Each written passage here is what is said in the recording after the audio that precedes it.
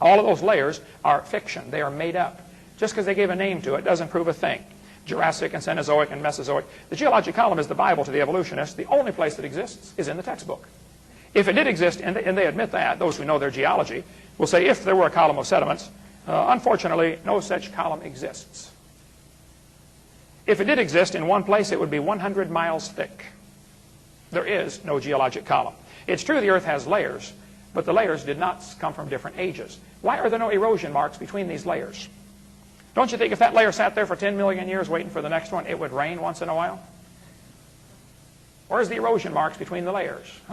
We can prove the layers are not different ages very simply. I'll skip a few things here. By getting up to evidence for polystrata fossils. They're found all over the world, folks. Evidence of polystrata fossils is found. Let me pass up here a little bit farther, right there. I've got lots of pictures of them.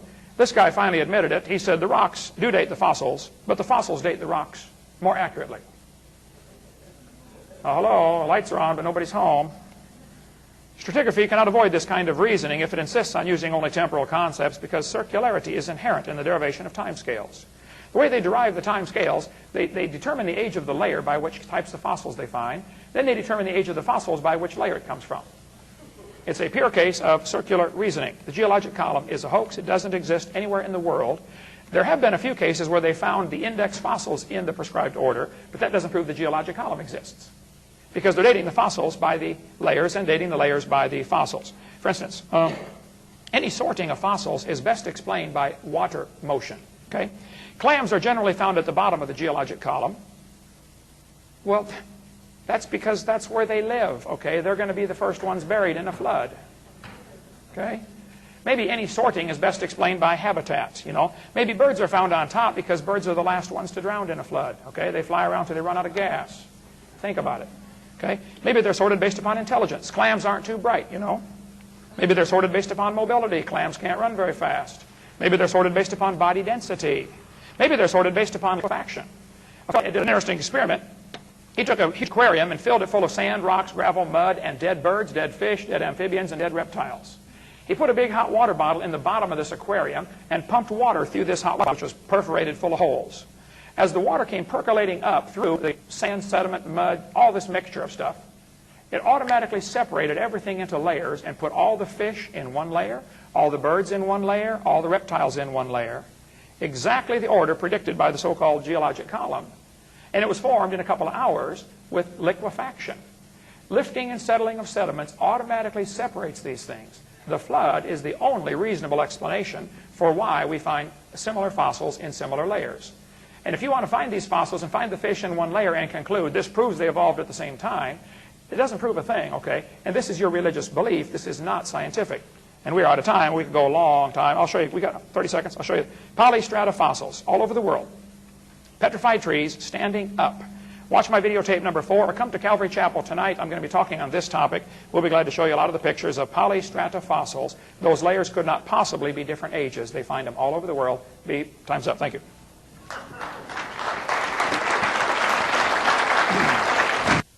By repeating what I said to begin with, be careful when you hear these things. You're not talking to scientists here.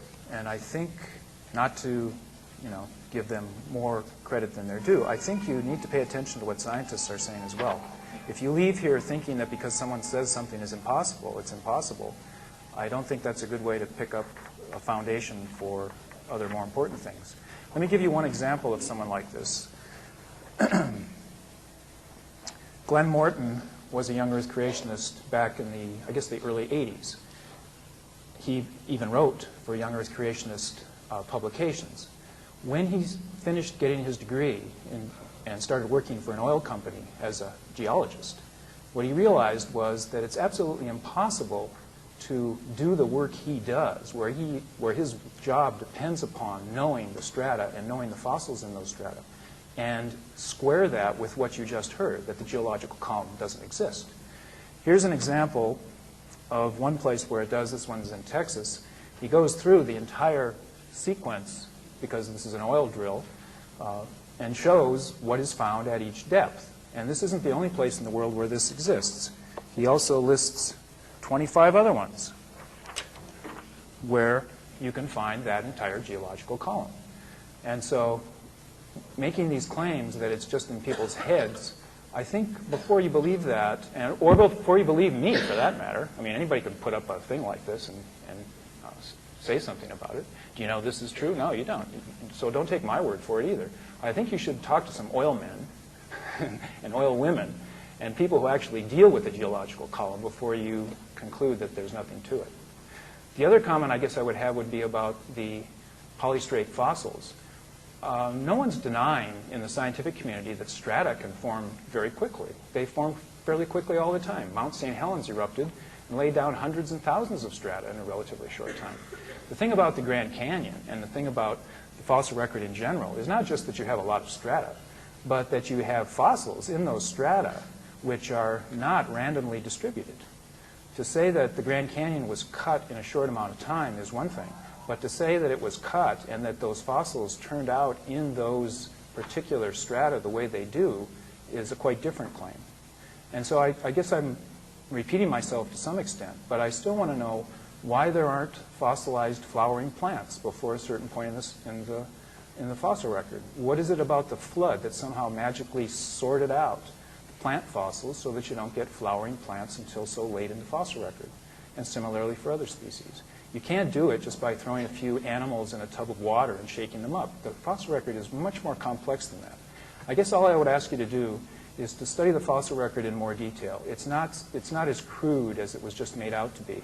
The shells I showed you very quickly and the other snail shells I showed you, those go through thousands of feet of strata, and they're very carefully sorted with no physical differences that could be used by some kind of catastrophic flood to sort them out that way. Why not simply admit that it took a lot longer and that the evidence is not in support of some kind of worldwide flood? To simply say that the entire geological record is the result of a flood is something that may work well in a forum like this. But I think you owe it to yourself to give it a little more thought and to study it a little further before you simply go away thinking that that is the final word on it. I guess that's all I have to say now. My time is just about up. That's all right.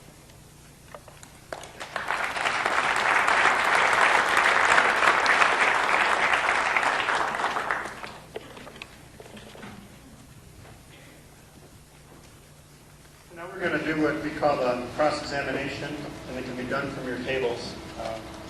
Who would know if the microphones are working at their tables? Tom, would you know? You want to test? Yes. It's in your format. Dr. Hovind gets to begin by asking a 1-minute question to Dr. Hofmann. Dr. Hofmann, since it could not be proven that a fossil had any children that lived, please explain why fossils are always used as evidence for evolutionary change. We see none of these changes happening today. A lot of animals are still having babies today. Why do we not see anything happening today? Why on earth would you think fossil record would be evidence for evolutionary change long ago and far away when it's never observed today? Well, I think, again, I made a distinction between the factual claim of common descent and explanatory theories that account for how that common descent has taken place. The fossil record is evidence for the former, not for the latter. That is, the fossil evidence indicates that life has changed over time.